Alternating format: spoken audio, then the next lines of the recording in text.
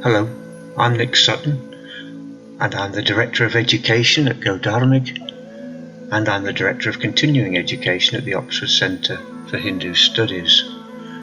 In these short talks, I'm going to be looking at some of the verses that we've included in our publication, The Eternal Path.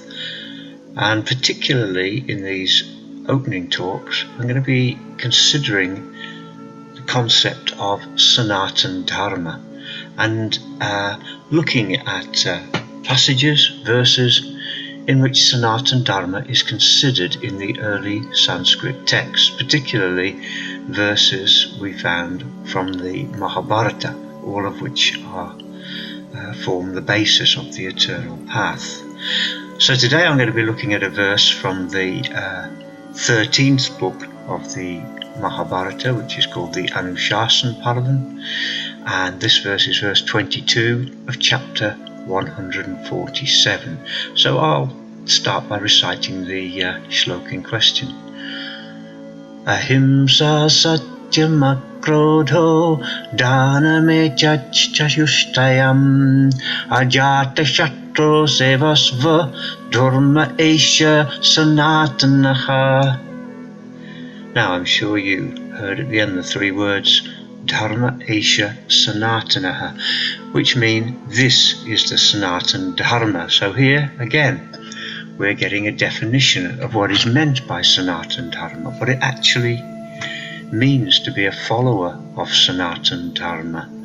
And again we find it's not about worship, it's not about belief, but it's about the way that one interacts with the world and the people who live in the world. So in the last talk, we looked at a definition of Sanatan Dharma given by Savitri, and here this one is spoken by Bhishma to Yudhishthira, who is here named as Ajata Shatru, the man who had no enemy in the world. And Sanatan Dharma is defined as follows by these words: Ahimsa, Satyam, Akrodaha, and Dana. This is a fourfold definition of Sanatan Dharma.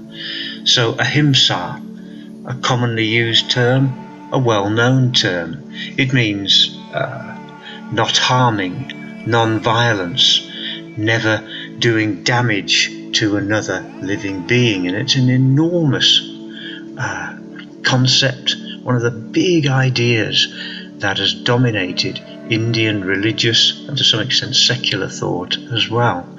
And last time again we looked at the term Savitri used, which is adroha, freedom from malice. And I think ahimsa is very similar to that idea. And as Krishna explains in the Gita, ahimsa doesn't necessarily mean non-violence in all circumstances, but it means a mentality, a state of mind of not harming any other being. And at times not harming may include violence, paradoxically, but it's the state of mind that is important. That's what ahimsa is. It's a state of consciousness. Satyam means truthfulness, honesty, an absence of deceit, being straightforward in one's dealing. One's word is guaranteed and accepted. If you say something, if you make a pledge, you will keep that word. You won't deceive other people in business or in personal life. Akroda. Akroda is a negative term. Krodha is anger. Akroda is the absence of anger. So the Sanatani, the follower of Sanatan Dharma, manages to free him or herself from this blight of anger. I'm sure we've all experienced in our life the harm and damage to others that anger can do. Again, it's not weakness, but it's strength, because you are in control of your anger and you'll never allow your anger to get the better of you so that you cause harm to others. And then finally, again, a word that Savitri used, which is dana, charity, giving to others. Whatever wealth we may possess, we're willing to part with a part of it as much as we can to relieve others of their suffering. So this is Sanatan Dharma. Dharma Isha Sanatanaha. Now somebody might come back and say, well, this isn't religion at all. This isn't one of the great faiths of the world. These are just moral precepts. But I think it's worth noting that these are deeply spiritual qualities.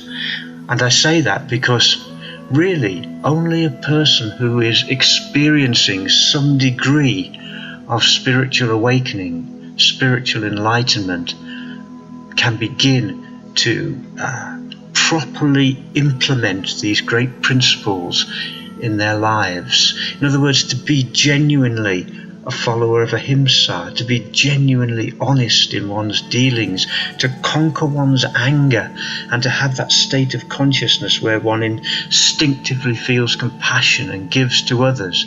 These are deeply spiritual qualities. It's very easy to talk about spirituality, to wear spiritual clothing, to act spiritually, but true spirituality has a manifestation in one's character and in one's dealings. And without that manifestation, without that ahimsa, satyam, akrodha, dana, there is no real spirituality. I think Jesus refers to these as the fruits of the Spirit. Well, if your spirituality, if one's spirituality is bearing no fruit, then is it really spirituality at all? So, ahimsa, satyam, akrodha and dana are the path to spiritual awakening, and they are also the manifestation of spiritual awakening. We should never think that enlightenment is something that takes place in some far distant transcendent realm. Enlightenment takes place in the here and now, and it has concrete manifestations as defined by Bhishma in this important shloka from the Mahabharata. Thank you very much.